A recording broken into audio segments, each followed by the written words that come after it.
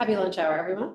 Just want to thank you all for coming to our first of a four-part tax workshop series hosted by the House Ways and Means Committee with the incredible support of Legislative Council and Joint Fiscal Office. We've been doing this for quite a number of years, and we try to always post the recordings and the slide deck on our committee website so that members can access them at any time. But I always think that in person is the very best because then you get to ask some questions.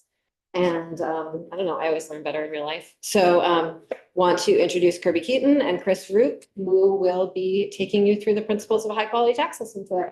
Thanks for coming. All right. Thank you very much, Chair Kornheiser. I am Kirby Keaton. I work for Legislative Council. I handle the tax portfolio. So if you have any drafting requests or any research requests relating to taxes, chances are you'll be meeting with me about that. My background is that aside from the law degree, I've got a couple of masters in policy related things. So I like presentations like this because I get to nerd out a little bit on policy stuff, which is always fun. The presentation we're having today is meant to be an introduction to some tax policy concepts. We're going to hit on high points along the way. And if you have any questions about going in depth on anything you see here, feel free to reach out to me about that. And with that, we can get going. Again, we'll try to go through this fairly quickly because Chris has a lot of information to share with you as well, and we only have an hour. And we're already 7 minutes into that hour. So this presentation is organized to walk through what is a tax base, what is a tax rate, and what is tax liability. And within each of those categories, we'll go into some specific tax policy concepts as well. One way of thinking about this is you take a tax base, you multiply that by your tax rate, and you get the tax liability. Another way to look at that is if you replace tax liability in that equation and think of revenue, as far as from the state's perspective, the group of people paying the tax base with the tax rate multiplied by that gets the revenue that the state could expect. Each of these things can be modified, and they are modified in Vermont law in many places. In general, when we're thinking about the tax base, which is where we're going to start, the smaller tax base you have generally means you need a higher rate to generate the same amount of revenue. So to put that into perspective, we have taxes like the sales and use tax, which is imposed on all sales of tangible personal property, retail sales of tangible personal property. That would be a large tax base. And then we have the personal income tax, which is on all taxable income for Vermont residents, and again, a large tax base. You can contrast that with something like the tobacco products tax, which will have a smaller tax base because a lot fewer people would fall under that and a lot fewer sales. All right. So tax base, here it is. A lot of this stuff I'll ask you you can look up for yourself later. You can read the slides fully later. I'm going to try to hit the high points so we can speed through. When it comes to the tax base, you start with a group. It's always in law. The law is written in a way that identifies who's the tax base, who's paying this.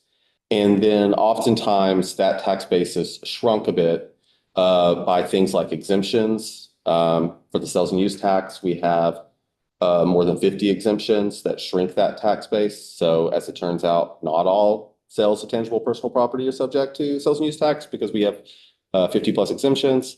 And then deductions tend to show up for income tax. So income tax starts with Vermont taxable income, and then that gets shrunk based on deductions.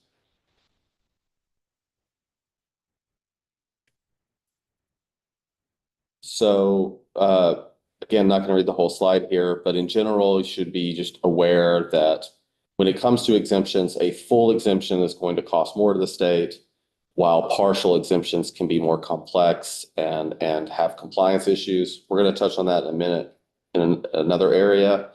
But one thing you can keep in mind when you have tax ideas or you're trying to develop some tax policy is and let's say you want to create an exemption for something. If it's straightforward and simple, such as all chairs shall not be subject to sales and use tax, then that's straightforward. That's a full exemption. It may cost more, but then you might have to struggle with, well, I only want chairs sold to nonprofits to be exempt from sales and use tax. Well, that becomes more complicated because then you have to figure out who's a nonprofit, and you also have to figure out what's a chair in this case, define that.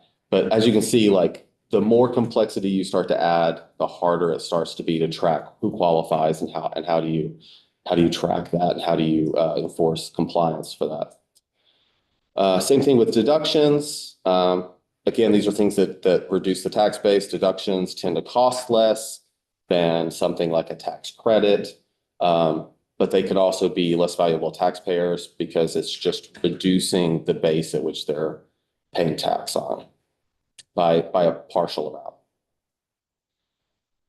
Okay, so when I think about tax base and tax policy stuff, one of the main things that's running through my brain anytime I'm working on a draft or working with a committee is transaction costs. We touched on this a moment ago when we talked about complexity. There's a tension between equitable and complex, and then simple, which also has some equity built into that we don't often think about, and that equity is in transaction costs. In general, what are we asking taxpayers to do? What effort do they have to put forth to take advantage of parts of the tax code? To take advantage of exemptions, to take advantage of deductions or tax credits. Economists will tell you that transaction costs, if there's too many of them, can do harm to the economy. That's a generally well accepted statement idea. So part of what we do here is to try to think about how to effectively take your tax ideas and put them into play with as few transaction costs as possible. And that's something also for you to think about. I can give you like an anecdote from, by the way, I worked at the Department of Taxes doing law and policy work with them for more than 10 years. And in my time there were sales and use tax exemptions around agriculture that were very complex and very hard to follow. And the idea was that it was equitable to try to make it easier for farmers when it came to sales tax, which is a fine policy. But the exemptions themselves had limitations that were hard to follow and hard to understand. So when I first arrived there, this is an issue that's more than 15 years old. There was a lot of confusion, and there were some really big audits of businesses because they didn't understand it and they weren't doing it correctly, and then they ended up owing a lot of tax. But when they owed it through an audit, it was a big amount all at once for them. So that's an example of a transaction cost where we were trying to be equitable, but businesses found it so hard to comply that it cost them a lot. And in some cases, it meant a big tax bill for them that they weren't expecting. But this is true for all the things we do in tax policy. All of our taxes involve some amount of transaction costs for taxpayers to have to comply with it. The ideal, though, would be a tax system where people's taxes are paid and they do nothing. If we could achieve that, then that means our tax system is not making a large impact on the overall economy. Okay, so we're going to move on to tax rates. I think a lot of this is straightforward and obvious. Vermont has a 6% sales tax, and that's a fixed rate. It does not change. It's for all things that are subject to sales tax, have that fixed rate. Unless we factor in local option tax, which maybe some of you that just occurred to you, but that adds a 1% rate in some cases, right? So that's a fixed rate, and then for our income taxes, we have tiered rates. We have marginal tax brackets for our income tax. That's a different rate structure. And when it comes to talking about brackets and rates like this, there's the concepts that we'll be getting into in a minute that are progressive or regressive systems. For Vermont, we have what's generally considered a progressive. We have progressive tax brackets. That means that on lower amounts of taxable income, there's a smaller rate. And then as an individual's taxable income grows, on those higher amounts, we impose a larger rate, which is also a marginal brackets, which we're going to define in a second. So this walks through some of the math with the way these work. So a marginal rate, like I just mentioned, is the rate that you would pay on the last dollar in the base. So when we're looking back at the chart here, let's say a person's taxable income under this chart is 90,000. We would say they have a marginal rate of 10% because that's the rate that's imposed on the highest amount of income they have. But that doesn't mean that they're paying 10% on the entire amount. So under the chart, the first 10,000 of income would have a rate of 5%. By the way, this is not Vermont's tax structure. This is a hypothetical. Hopefully I haven't lost you. Marginal rate. So when you hear marginal rate, that's the rate on the highest amount. It doesn't mean that that's the rate for the full thing, right? What's good for you to think about when these things come up is the effective tax rate, knowing what that is. And that's doing the math and determining what the effective rate is for all of the brackets. So using these charts we just looked at, 20,000 of income would mean you're taxed at 5% on the first 10,000, you're taxed at 10% on the next 10,000, and so your effective rate becomes 7.5%. And that gives you more information about what people are being asked to pay than what the marginal rate tells you. The marginal rate, though, exists because Vermont tries to have a progressive system. Do we have a slide about that? I'm just going to talk about it. I don't know if we have a slide. But you'll hear in tax policy, you'll hear progressive and regressive tax systems. In general, progressive tends to mean that more tax is imposed on people who have a higher ability to pay that tax. So our income tax is a good example of that. A regressive system is one in which tax is imposed in a way in which it either does not pay much attention to the ability to pay, or in some cases is even more arduous on people with less ability to pay. So the sales tax is an example of a regressive tax because any person, no matter what wealth they have, has to pay the 6% on the thing that they're buying.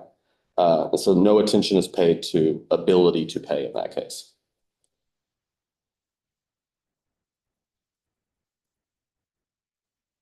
All right. And the last big topic that we are going to cover is tax liability. That's after you take the base and you apply the rate to it. You get the amount of either what, from the state's perspective, the revenue that will be generated, or from the group of taxpayers' perspective, what their liability to pay is. This is also something that can be adjusted in tax policy, and it does get adjusted. You've got credits that when you, for income tax, for instance, you figure out what you owe income tax, but then credits will then bring that amount that's owed down. So that applies to the tax liability.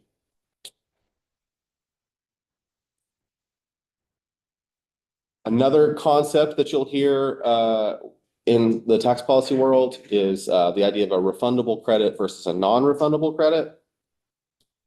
A refundable credit is one that if a taxpayer's liability actually hits zero and goes into the negative, that negative amount that will actually be paid to the taxpayer.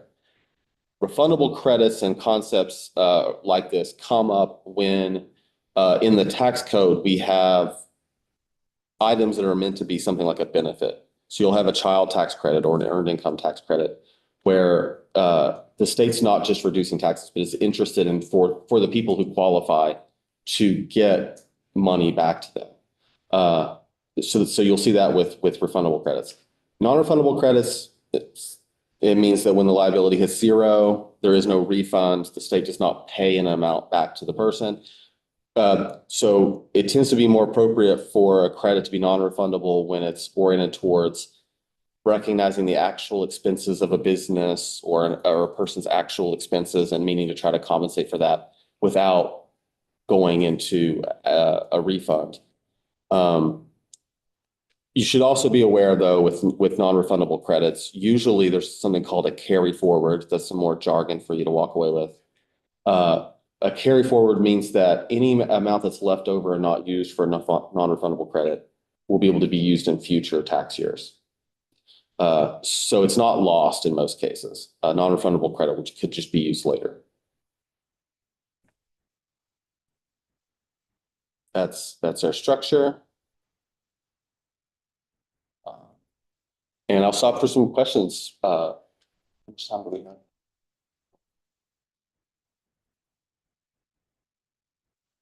Yeah, we got up to 8 minutes for questions.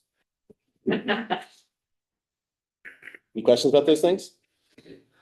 Kirby, on what percentage of Vermont tax returns is there a loss carry forward?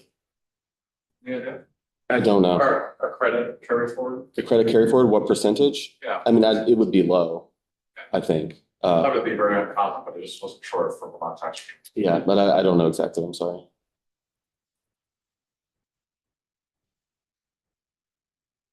You know, if this is gonna be posted on the committee website, just. It is posted. It's below the names of committee members. It's a little hard to find, but below the names of the committee members. So on the main page on the left side. All right. With that, Time for lunch. exactly. Respect your time and also respect Chris's time. So take it away, Chris. I'll stop my screen share.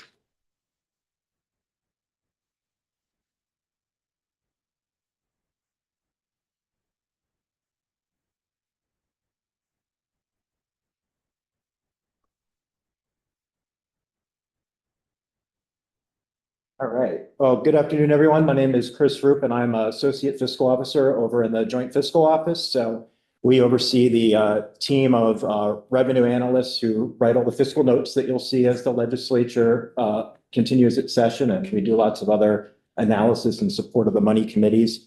I'm going to give just a few slides quickly that sort of piggyback on what Kirby just presented and give you all a little bit more of a frame for thinking through tax policy in a way to try to make some sense of some considerations that you should keep in mind as you evaluate what our tax structure should look like.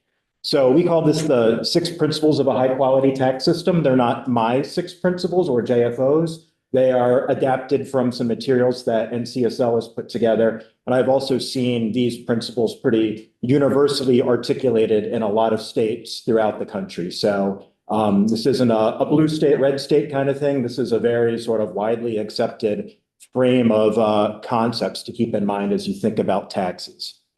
So the first one is the principle of sustainability and reliability. And, this is not overly cryptic or complicated. You want to design a tax policy that is reliable, it is predictable, it's stable, doesn't vary much from year to year, and it generates enough revenue to cover your expenses over time. It's also important to be mindful of the fact that not every tax behaves the same way. Some are more volatile than others. Some are more sensitive to the overall economy than others. So one way to mitigate that volatility risk is to have a balanced mix of taxes that go into your major funds. So when you think about applying this principle to tax policy, you all as legislators should think about how a tax policy will change over time and how that would impact people, businesses, and their abilities to plan. Whether or not you're making a tax base more or less volatile, it's important to keep in mind that corporate income, personal income, and property transfer taxes tend to be more volatile. Property taxes tend to be one of the more stable. So something to keep in mind when you're thinking about all of this is, are the revenue sources mixed and balanced going into your funds? This just shows the revenue forecast from a few weeks ago. You can see that, whenever you group the revenue sources between property income and consumption and other fees, we're not overly reliant on any one type. We have a fairly balanced mix of revenue sources supporting state government. The second principle is fairness, and we will readily admit that fairness is subjective and in the eye of the beholder. I think the important thing to keep in mind is that fairness can be looked at through a lot of different lenses. But it's really important that the public has confidence in the tax system and that having some sense of fairness or an ability to articulate how a tax is fair is really important for instilling public confidence in the process. So a few areas where this can vary based on policy decisions are, there's this frame of horizontal equity, which means taxpayers with a similar ability to pay have similar tax burdens. One sort of exception to that comes to mind is some states might have age-based exemptions, where I know New Hampshire, the older you are, you might have a larger exemption on your property taxes. Political appeal notwithstanding, that sort of violates the concept of horizontal equity, since one's age does not have a direct bearing on their ability to pay. On the other hand, there's this concept of vertical equity or progressivity that Kirby was mentioning too, which talks about how the distribution of the tax burden varies among taxpayers with different economic circumstances. So in layman's terms, the greater your ability to pay, you shoulder more of the tax burden. Something to keep in mind is that consumption taxes tend to violate this principle, as Kirby mentioned. And when we talk about regressive taxes, just be mindful of the fact that they generally fall more heavily on lower income taxpayers. So when you all think about how to apply this principle to tax policy, you should consider which of these equity concepts is more important. Do you want to apply that principle to the entire tax system or just to one specific tax type? And if you're aiming for vertical equity, what is the desired amount of progressivity in your tax structure? So there are just some graphics here that I clipped from a report that ITEP did, which focused on all 50 states and their tax systems. And I think this graphic highlights some of the major ways this concept of fairness can be applied to various tax types. And you can see that under a progressive tax, it means that the higher your income as you move to the right, the higher the portion of taxes that you're paying. Regressive is the opposite, where if you're at lower income, a larger share of your income is paying taxes. Proportionate is where you have a system where everyone, regardless of how much or how little they earn, is paying a similar tax burden. And you might see that in some states that have flat income taxes. So the report that ITEP did cited that Vermont is the 49th out of 51 least regressive state. And their analysis looks at the entire state tax system, not just one particular tax. What this basically means is that Vermont's tax code does not worsen income inequality. It means that the more income you earn, the greater the share of your income is paid in taxes, as opposed to if you are in a more regressive state, the lower income you were, the greater the share you would be paying in taxes. This is just a few graphics that distill this a little further. You'll see in the red that the sales and excise taxes, consumption taxes being generally regressive. This is what it looks like to ITEP when they apply their models to Vermont. You can see that folks on the lower end of the income distribution are paying a larger share of their family income in those sales and excise taxes. The opposite is happening in the personal income taxes. You actually see negative tax liability at the lowest end. And you'll see that our property taxes are, due to some of our property tax credit and other programs, are not quite as regressive here as they might be in some other states that have fewer taxpayer protections. This chops it up even further into details. So you can, I'm not going to dwell on this, but I think the important thing is that total tax is at the very bottom. And I think the key takeaway here is that sales, property, and income, it's important to look at them all holistically, not just one in isolation. And you'll see that whenever you do that exercise and you look at all three major categories, folks who are at the lower end of the income distribution pay a lower share of their income in taxes than folks at the higher end. So the tax department every year puts a data set on their website, which is really interesting. And it shows Vermont personal income tax based on income distribution. And this chart shows for Vermont resident filers, their effective personal income tax rate.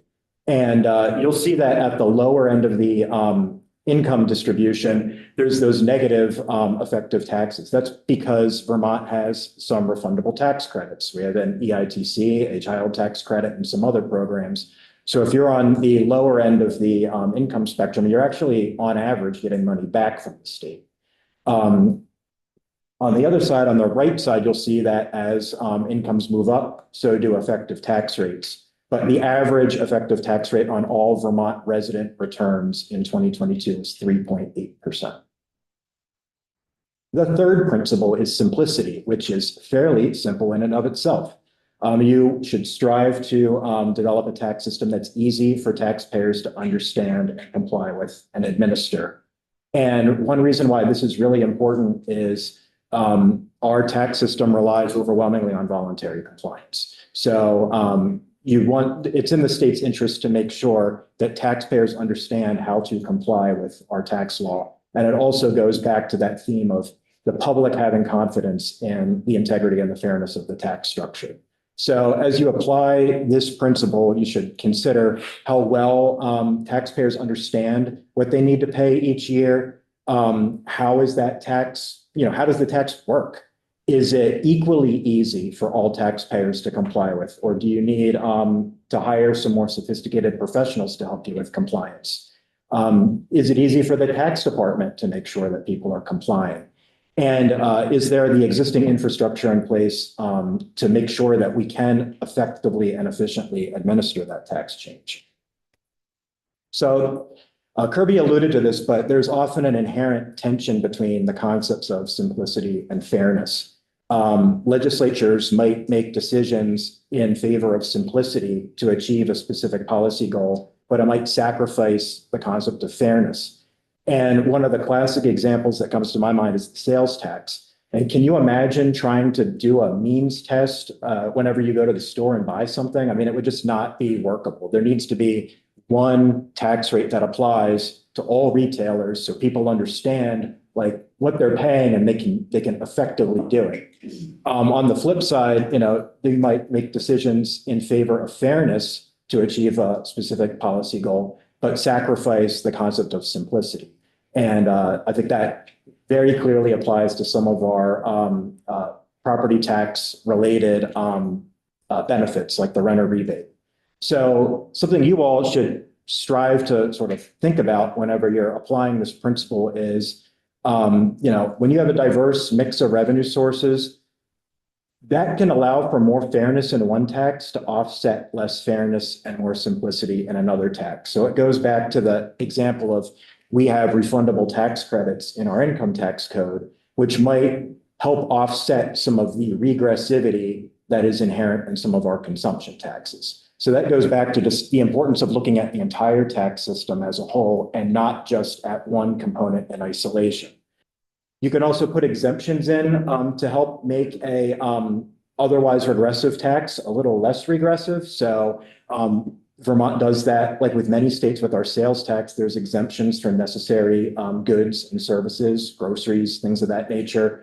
You could also exempt a portion of value from taxation. Some states do that with their property taxes. Something also just to be mindful of is scale and applicability matter. When you look at one tax, it might be easy to make the argument that it's regressive or progressive, but you should also be mindful of the fact that it might not be very big of an impact to the average tax. So one example that came to my mind was, everybody, regardless of your income, if you have a car registered in Vermont, you pay the same $8 for that little yellow sticker for your inspection every year. But that works out to about 2 cents a day. So the burden to everyone might not be, progressive in the big picture, but in reality, it is extremely small to the average taxpayer. You should also be mindful that not every tax is paid by everyone equally. So taxes on liquor and cigarettes are classic examples of that. Kirby had mentioned that one way that can help square both goals of simplicity and fairness is being mindful of the fact that if you have a really broad tax base, that can translate to a lower tax rate to generate the same amount of money. And that lower rate on the broader base can reduce the impact of the tax to any one particular taxpayer. So I'm just going to walk through real quick how our personal income tax works, and you'll get more details from my colleague Pat when he does his tax workshop on income taxes in a few weeks. So Vermont starts with using the federal definition of adjusted gross income for beginning the process of calculating your taxes. We then add in some additions to adjusted gross income. And then we'll make some subtractions from adjusted gross income. And some of our state-specific examples are we have a standard deduction, there's a personal exemption, and there are other subtractions that you can factor in. And then that equals Vermont's taxable income. So we use federal AGI as the starting point. We make some additions, we make some subtractions, and then you reach what your Vermont taxable income is. And then we apply our marginal tax rate structure to that value. The fourth of 6 principles, we're getting through this, is economic competitiveness.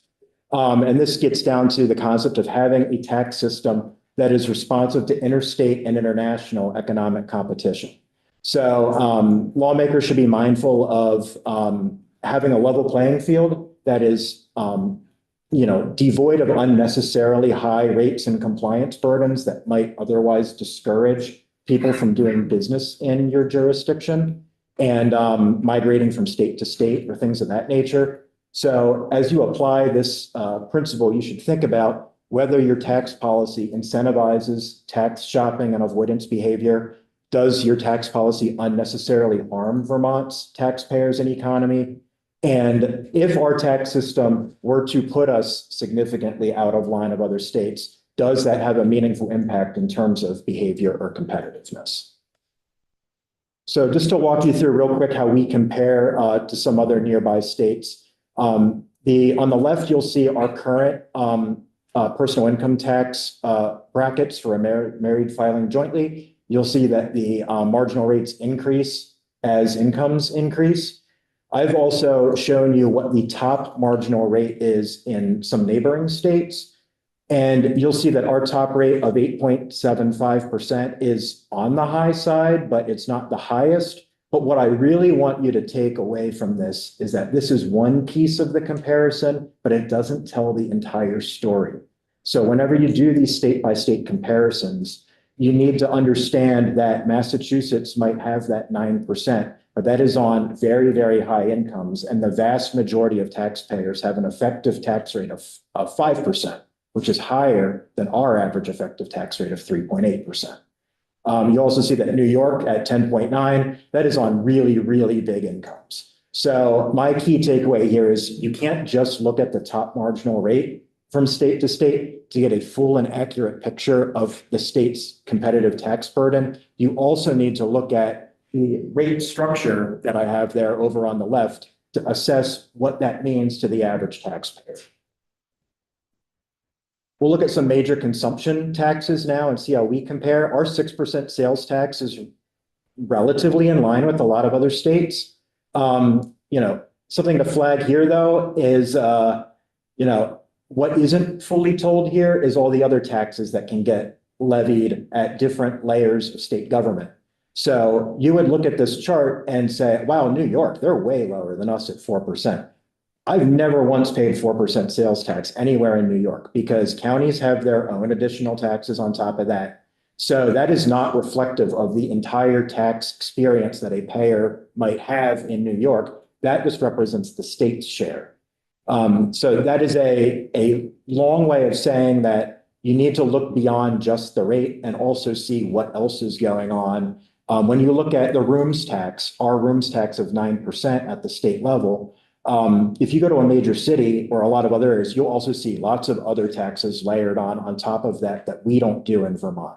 So it's important to take a look at, your hotel statement next time you travel somewhere and see just exactly how many other taxes are layered on. So you can't just look at the state rate. You need to look at the total experience that a taxpayer is paying. The fifth of 6 principles is tax neutrality. And this gets at the concept of developing a tax system that tries to minimize unintended consequences on the allocation of resources. So a tax policy could encourage or discourage the consumption or production of goods and services. it can also change how people decide to allocate their resources and invest their money. This obviously can then impact business decisions about how they use labor and capital and whether it's located in your state or somewhere else. So things to keep in mind as lawmakers are, how does your tax policy reduce any unintentional impact of taxation on economic decisions? If your tax policy is intentionally designed to try to change behavior, are you being explicit in your policy about what behavior you're trying to change or not? And is there a way of evaluating whether you're being effective? Are you comfortable as policymakers with any indirect consequences or behavioral shifts that might result from your tax changes? And again, just to be mindful that if you have a broad base and a low tax rate, generally speaking, that tends to minimize the effect of taxation on economic decisions, because it goes back to that concept of the average payers paying less when the rate is lower on a broader base than if they were paying a much higher rate on a much narrower base. We're almost there. The sixth of six principles of a high quality tax system is accountability and transparency. And this goes to the concept of having a tax system that includes taxes that are explicit, that credits are and exemptions are minimized, and the amount of tax flow through is limited.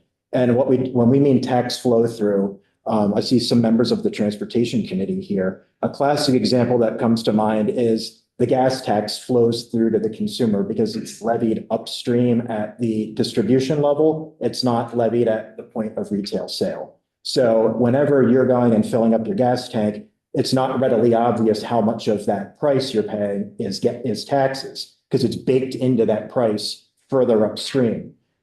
This, however, makes sense because you go back to another principle about simplicity. It's much easier to collect this tax from a smaller universe of fuel dealers who do this every day than it is to collect it from a much wider universe of retailers who have gas pumps out front of their store. One way that Vermont evaluates our taxes to make sure that they are consistent with intended policy goals is every 2 years we do a tax expenditure report, and we just finished one. So you can go through and see all of our tax exemptions, see the statutory purposes of those exemptions, and we put an estimate together, often in cooperation with the tax department, to give you a sense of how much foregone revenue that represents. So just some considerations that are in line with this principle are you should be mindful of whether or not your taxpayers know the true cost of transactions and when a tax is assessed in that process. Are exemptions, credits, and other tax expenditures openly available to all taxpayers who are eligible? And will the intended payer ultimately be the one paying the tax? In other words, are the benefits fully passed through to the end consumer, or are they being realized a little further upstream? Is it perfect to design? Is it possible to design the perfect tax system? No. It's up to you all to wrestle with which of these principles is more important than others and how you reconcile them all. And one example that we have is, our sales tax rate is 6%. It's simple, but it's regressive because it's blind to people's ability to pay. But the way we try to make it a little less regressive is exemptions on things like groceries and clothing and other essential items. But there's also some weird complexities that come up from time to time. And the biggest one that often comes up is candy. Is candy a food or not? And under current law, candy is exempt as is captured in the definition of food and food ingredients. But there have been bills introduced in the past to create a explicit definition for candy and make it taxable. And I can read the definition if you want. Candy is a preparation of sugar, honey, or other natural or artificial sweeteners in combination with chocolate, fruits, nuts, or other ingredients or flavorings in the form of bars, chops, or pieces. But most importantly, candy shall not include any preparation containing flour and shall require no refrigeration. So when you think about something being really simple about food not being covered by taxes, it is amazing how quickly we can complicate things by entering unusual situations and trying to come up with definitions to capture specific things and carve them out or bring them in. So as you think about taxes, you need to decide what's most important and think through some considerations. What makes, in your view, what makes a good tax system, including all of the tax types? which of these six principles are higher priority than others? What's the goal of your tax change, and what, if anything, are you willing to sacrifice in order to achieve it? Trade-offs frequently occur between tax neutrality versus a desire to influence behavior, simplicity versus fairness, which we mentioned earlier. And there's a concept that, again, our friends in the Transportation Committee will wrestle with is user pays versus everyone pays. And you see this a lot in the world of fees. And when you have things that are reliant on sort of the user-funded model, that is very difficult to adapt for ability to pay. So in conclusion, you should, when you're developing tax policy, consider, balance, and prioritize these six principles. Be mindful of the trade-offs and just understand that it's difficult to create the perfect tax system, and that's okay. Any questions?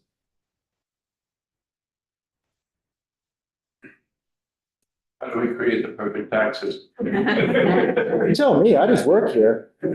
I need to know which of your six principles you value more than others.